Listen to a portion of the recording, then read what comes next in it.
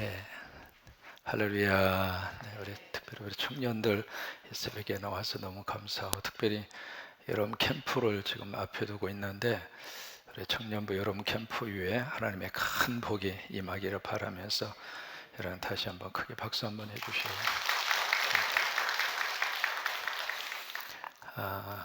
오늘이 절기상 하지입니다. 여름하 이를지. 그래서 여름이 이제 다가오게 된 거죠. 오늘이 낮의 길이가 가장 깁니다. 그래서 오늘 정점으로 해서 이제 내일부터는 낮의 해가 길이가 조금씩 줄어들게 되죠. 절기상 동지 때가 밤의 길이가 가장 길고요. 하지 때가 낮의 길이가 가장 깁니다. 이제 오늘 낮이 14시간 35분입니다. 24시간 가운데 그렇게 오랫동안 해가 가장 중앙에 떠 있는 그런 절기입니다. 하지가 되면 가장 우리의 생각나는 하나의 식품이 있습니다. 뭐가 생각나죠? 감자입니다.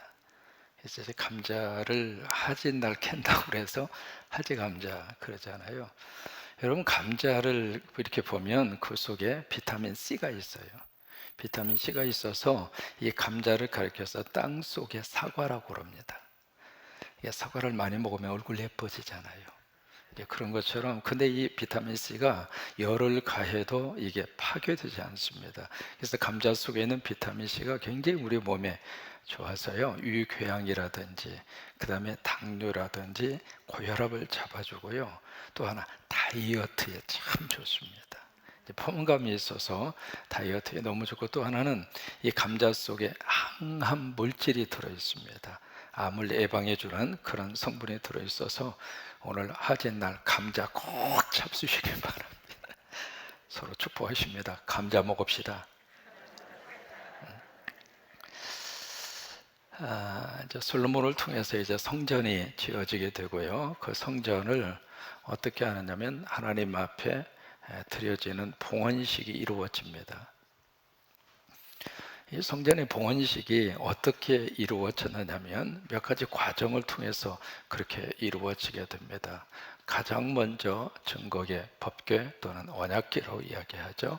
이 언약궤를 어디다가 모시느냐면 지성소에 모십니다. 그게 첫 번째 성전 봉헌식의 출발이 되겠죠. 그 다음에 두 번째, 이 성전 봉헌식에 뭘 하느냐면 하나님 앞에 봉헌의 기도를 올리게 되고요. 그 다음에 세 번째, 이 봉헌식에 하나님 앞에 봉헌의 예배를 드립니다.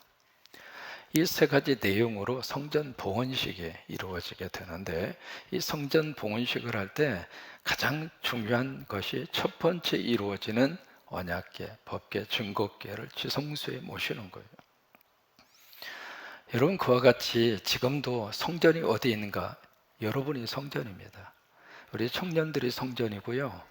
여러분 한 분 한 분이 성령님 모시고 하나님의 영이 거하시고 하나님이 내 안에 들어오셔서 함께 거하고 있는 성전이 바로 여러분입니다.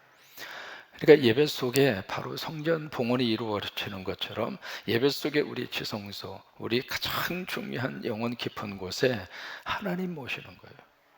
그게 법궤, 언약궤, 증거궤를 내 안에 모시는 거란 말이죠. 하나님을 모신다는 이야기는 내 안에 하나님의 말씀을 새기는 거예요.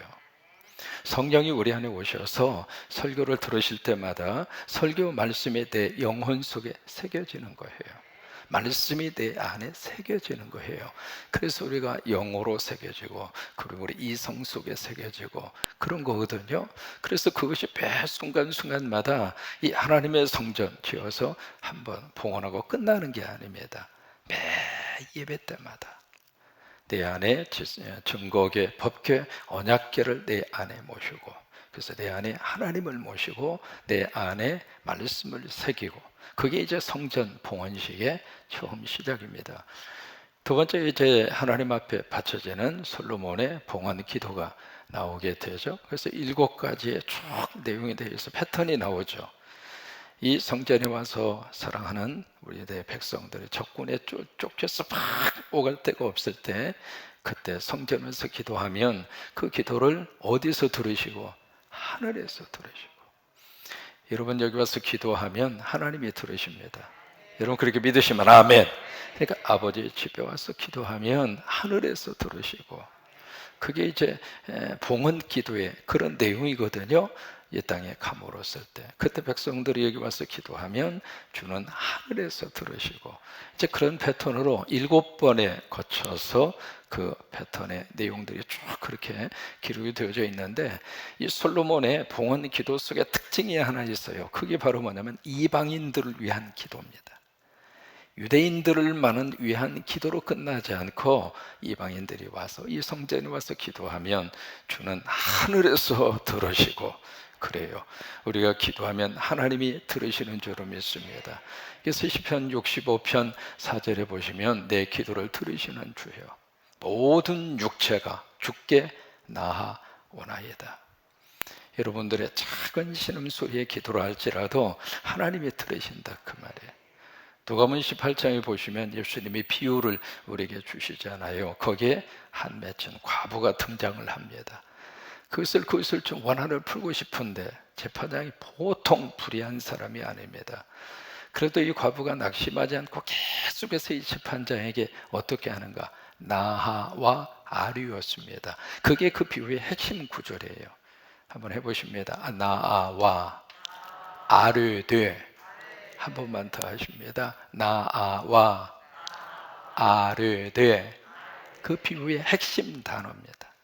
여러분 이 새벽에 우리가 나왔잖아요. 우리 젊은 청년들이 나왔잖아요. 우리 귀한 주님의 종들이 나오셨잖아요. 여기에 나와서 하나님 앞에 아뢰는단 말이에요. 그래서 이 과부가 계속해서 불의한 재판관에게 또 이야기하고 또 이야기하고, 그래도 꼼짝을 안 합니다. 그 재판관을 성경은 예수님은 어떻게 말씀하시는가? 사람도 하나님도 두려워하지 않는 사람이었다. 그래도 밤이고 낮이고 계속해서 이 과부가 그냥 또 가서 이야기하고 또 가서 이야기하고, 여러분 그게 우리 한국 사람들의 전도 방법이고요. 그것이 바로 하나님 앞에 기도하는 한국인들의 기도의 끈기입니다. 가장 나와서 새벽에도 기도하고 저녁에도 기도하고 작정하고 기도하고 그냥 하나님 앞에, 그게 우리 민족에게 주신 기도의 영성입니다. 그래서 막 와서 그렇게 간구를 해요. 그리고 결국 그 재판장이 그 과부의 원한을 어떻게 했어요? 들어줬다 이 말이에요. 그러면서 18장 7절 말씀에 그렇게 예수님은 말씀의 그 비유의 결론을 그렇게 내고 있습니다. 하물며. 저는 그 단어 속에 하나님의 심정이 담겨져 있어요. 하물며. 저 불의한 재판관도 과부의 그 청을 들어주는데 하물며 하나님께서 구원해 주신 하나님의 자녀들이 밤으로 낮으로 와서 간구하고 구하는데 들어주지 아니하시겠는가? 그러니까 이 봉헌 기도 속에 어떤 역사가 나타났는가? 7장 1절입니다. 이 기도가 마쳤을 때 같이 한번 읽겠습니다. 솔로몬이 기도를 마치매. 자, 누가 기도를 마쳤어요? 솔로몬이. 솔로몬 대신에 여러분의 이름을 넣어서 한번 생각을 해보세요. 내가 기도를 끝냈을 때, 내가 하나님 앞에 간구하기를 다 했을 때, 그 이야기거든요. 그 기도를 마쳤을 때 불이 하늘에서부터 내려옵니다. 그리고 나서 번제와 제물들을 전부 다 태우고, 그 다음에 뭐가? 하나님의 영광이 그 성전에 가득했다 이 말이에요. 여러분들의 기도가 끝났을 때 바로 하늘에서 불이 내려와서 내가 바쳐지는 번제물과 소제물을 하나님이 다 받으시고, 그리고 하나님의 영광이 그 성전에 가득한 것처럼, 이게 바로 뭐예요? 성령의 임재입니다. 기도를 마쳤을 때 성령님이 여러분 속에 충만히 임합니다. 매번 와서 기도할 때마다 하나님이 그렇게 역사하시기를 축원합니다. 그게 이제 기도에 대한 하나님의 응답이라고 하는 거예요. 그러니까 하나님의 영광이 그 성전에 가득했을 때 3절에 보세요. 거기에 백성들이 어떤 반응을 보이는가? 엎드립니다. 그리고 하나님 앞에, 여기에 경배라고 하는 그 이야기는 워십이라고 하는 이야기거든요. 하나님 앞에 예배합니다. 바로 사울이 다메섹 도상을 걸어가다가 부활하신 예수 그리스도를 만나잖아요. 사울아 사울아, 그러면서 예수님 부릅니다. 그 음성을 듣고 이 사울이 당신이 누굽니까? 나는 네가 핍박하는 예수다. 그 이제 예수 그리스도와의 만남의 사건이 일어나는데, 그러고 나서 사울이 땅에 엎드립니다. 그리고 눈이 멀잖아요. 이게 거룩한 하나님의 임재 앞에 피조물인 인간이 보이는 모습이에요. 하나님의 영광이 가득하게 채워지면 우리는 그 앞에 엎드릴 수밖에 없어요. 그리고 이제 여기에 백성들이 예배를 드립니다. 이것이 이제 바로 봉헌 기도의 내용이고, 그 다음에 세 번째로 이 성전 봉헌식의 예배가 이루어집니다. 예배가 이루어지는데 어떤 예배냐면 번제를 바치고요, 그 다음에는 화목제를 바칩니다. 근데 이 번제와 화목제를 바치는데, 이때 바쳐진 그 양과 그 제물의 숫자가 14만 2천 마리입니다. 양하고 염소가요. 소하고 양하고요. 엄청난 양을 번제와 화목제에서 이렇게 바쳐지게 돼요. 왜냐하면 이 화목제라고 하는 제사는 제사 드리고 나서 같이 먹잖아요. 그래서 같이 나누어 먹으면서 화해가 이루어지고, 같이 나누어 먹으면서 서로 정이 붙고, 같이 나누어 먹으면서 한 식구가 되는 거예요. 우리가 예배 마치고 나서 만나고 그래서 함께 공동의 식사를 하잖아요. 교회에서 먹는 밥이 맛있을까요? 안 맛있을까요?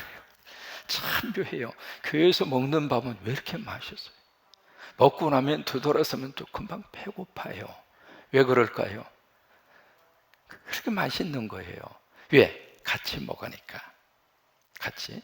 그래서 같이 식사를 하면서 거기에서 우리가 성광의 한 식구가 되는 거예요. 그런 것처럼 이 화목제라고 하는 것이 바로 오늘날 우리가 만나고 해서 먹는, 예배 후에 먹는 식사하고 똑같은 성격이거든요. 하나님 앞에 일장은 내장이라든지 약간의 제물을 태워서 바친 다음에 나머지 곳은 거의 모인 모든 예배자들하고 같이 공동 식사를 해요. 그게 화목제예요. 그러니까 이스라엘 백성들 전부 다 모여서 성전 봉헌식에 참석을 했는데, 그 모든 사람들이 같이 나누어 먹어야 되니까, 그리고 지금 이 봉헌식이 2주간 이루어집니다. 하루에 끝나는 게 아닙니다. 그래서 14일 동안 이 봉헌식을 바치게 되는데, 여러분 이것을 보면 오늘 우리가 하나님 앞에 교회를 봉헌할 때 그때 예배하고, 이스라엘 사람들이 성전을 봉헌하여 바칠 때의 그때의 예배 시간하고 비교하면 우리는 너무 빨리빨리해요. 그죠? 잠깐 남아서 예배하고 끝나잖아요. 그것도 예배 시간도 뭐 1시간 아니면 1시간 반 그 정도로 끝나잖아요. 근데 이 성전을 봉헌할 때에는 2주 동안 그 봉헌 예식이 쭉 이루어진 거예요.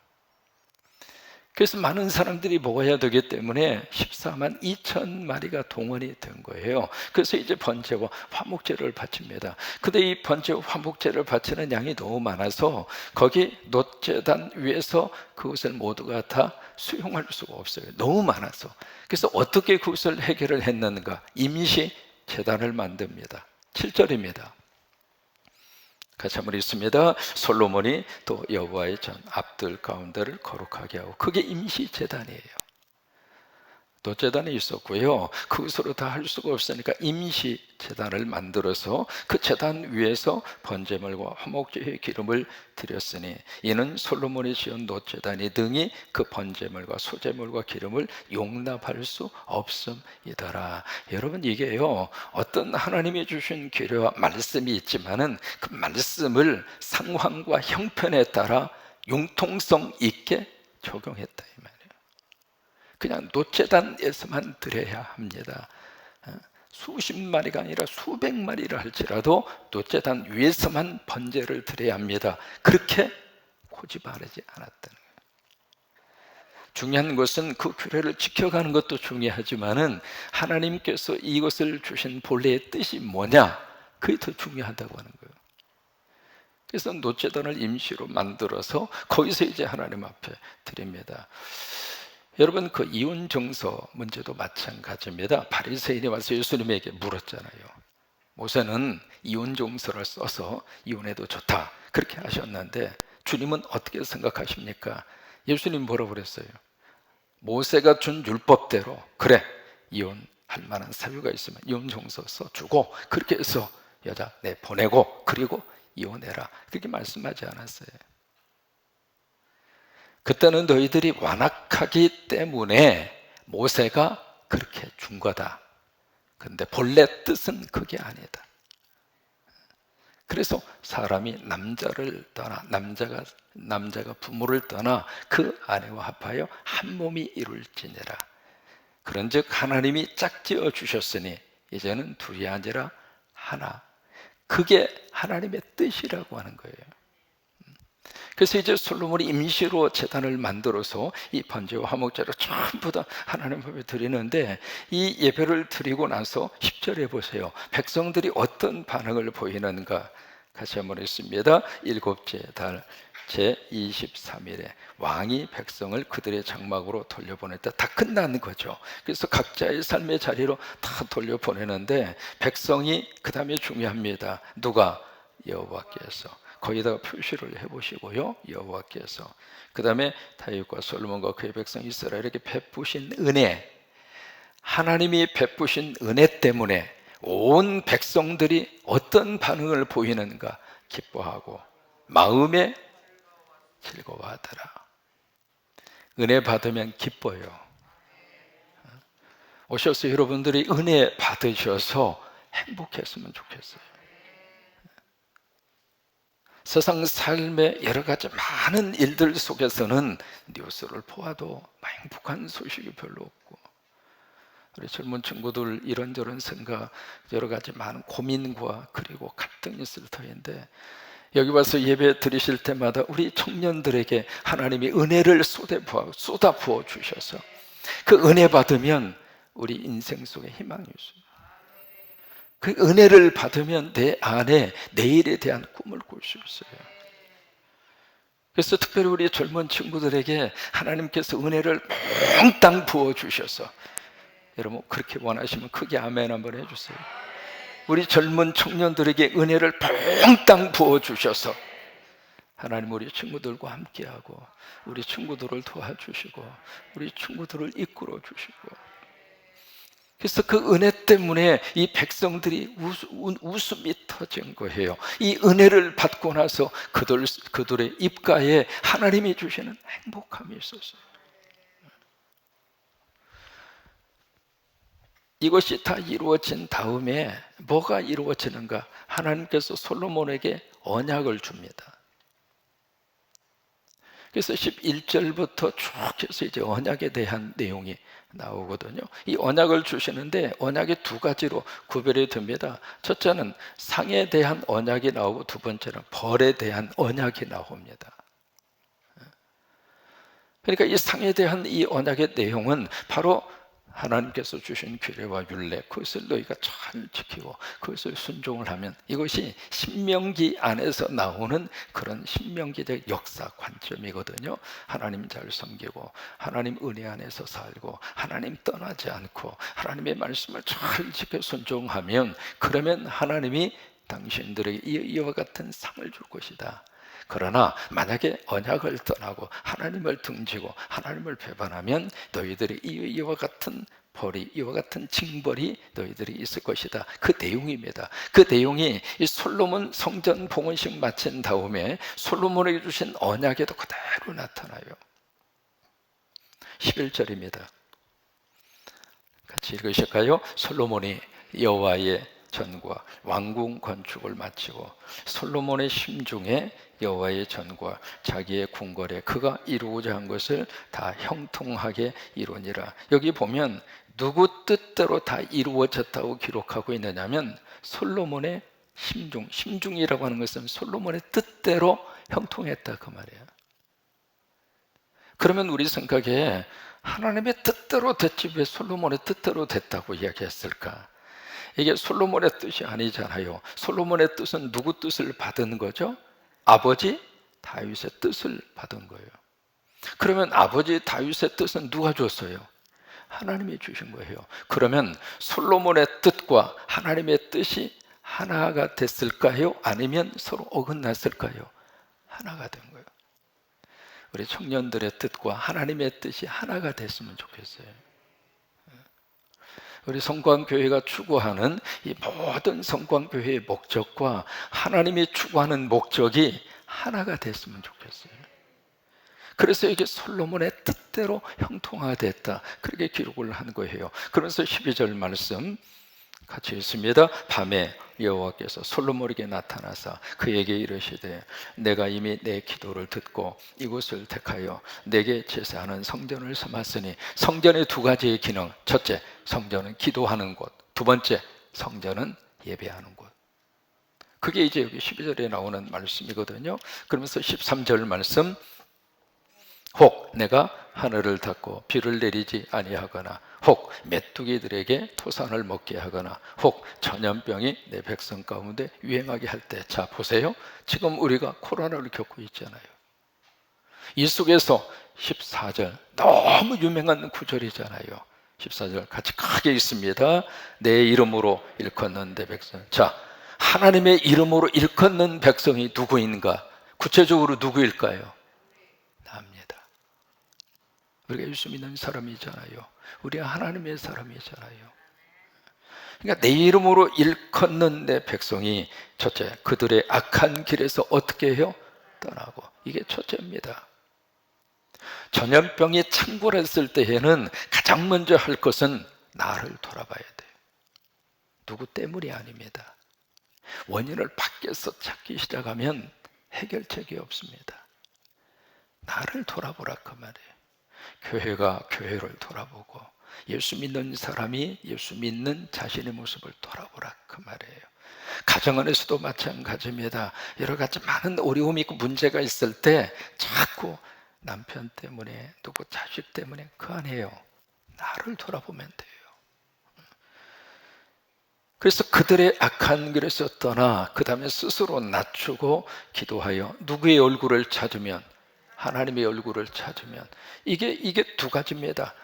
어떤 전염병이 창궐했을 때에는 자신을 살피고, 그 다음에 두 번째 기도하라 그 말이에요. 하나님의 얼굴을 찾아라는 이야기는 바로 기도하라 그 말이에요. 그러면 어떻게 하나님이 역사하시는가? 내가 하늘에서 듣고 그들의 죄를 사하고. 이게 세 가지 단계잖아요. 그 기도를 하나님 앞에 드렸을 때 그 기도를 하나님이 먼저 들으시고, 우리가 기도하면 그 기도를 들으시고 하나님이 움직이겠다 이 말이에요. 우리가 간구하면서 정말로 기도 제목을 놓고 하나님 앞에 간절히 기도하면 그 기도를 하나님이 들으시고 그 다음에 하나님이 움직이겠다 이 말이에요. 그래서 우리 기도가 그렇게 중요한 겁니다. 우리가 차별금지법을 위해서 기도하자. 이 땅의 평화 통일을 위해서 기도하자. 이 땅에 더 이상 전쟁이 일어나지 않도록 기도하자. 우리가 우리 자녀들을 위해서 기도하자. 여러 가지 많은 기도를 왜 하자고 그러는가? 하나님이 그 기도를 듣기를 원하시는 거예요. 그래서 그 기도를 듣고 그 다음에 그들의 죄를 사하고, 그러니까 용서보다도 기도가 먼저란 말이에요. 그 다음에 내가 그 땅을 고쳐줄 것이다. 고침받는 것이 그 다음에 결과적으로 나오는 역사라고 하는 거예요. 여러분, 오늘 여기 역대하의 앞에다 쭉 그걸 그래서 써놓은 겁니다. 자, 여기 보이시죠? 듣고 사하고 고칠지니라. 그래서 이 구절을 여기다가 써놓은 거거든요. 여러분, 이 성전에 나오셔서 저도 여러분도 하나님 앞에서 이 솔로몬의 언약, 이것이 바로 상을 주시는 언약의 내용입니다. 그러다가 쭉 말씀을 하시면서 19절에 보시면 그러나로 말씀이 바뀌어집니다. 이게 언약의 부정적 차원이에요. 하나님을 떠나고 하나님을 배반하고 하나님의 말씀을 불순종하면 이와 같은 징벌과 벌이 임할 것이다. 여러분, 성전 봉헌하는 이 순간 얼마나 지금 흥분이 되고 얼마나 감사하고. 왜? 7년 만에 완성이 됐잖아요. 자기 선조 아버지 때부터 이것 건축하고 싶어서 꿈에도 그리던 그 성전을 멋지게 웅장하게 그렇게 지어놓으면 모두가 다 행복하고 춤을 출 정도로 너무 그런 그 즐겁고 기쁘고 행복한 날인데, 그 날에 이 언약을 주시면서 그러나 부정적 차원의 언약을 그들에게 선포합니다. 그게 성경에 나오는 모든 언약이 가지고 있는 그런 내용이에요. 순종하면 하나님이 복을 주십니다. 그러나 불순종하면 거기에 따르는 하나님의 징계가 나오게 되어 있습니다. 오늘 우리가 이 어려운 시대를 살면서 14절의 말씀, 우리가 너무 잘 아는 말씀인데 이 말씀 붙잡고 여기 나와서 기도할 때마다 그 기도를 하나님이 꼭 들어주셔서, 그리고 하나님이 용서하시고, 그리고 이 땅을 고쳐주시고, 우리 가정을 고쳐주시고, 우리 자녀들을 고쳐주시고, 우리 사업의 현장을 고쳐주시고, 군산을 고쳐주시고, 대한민국을 고쳐주시고, 이 세계를 고쳐주셔서 하나님의 거룩한 역사와 능력이 임하기를 주의 이름으로 축원합니다.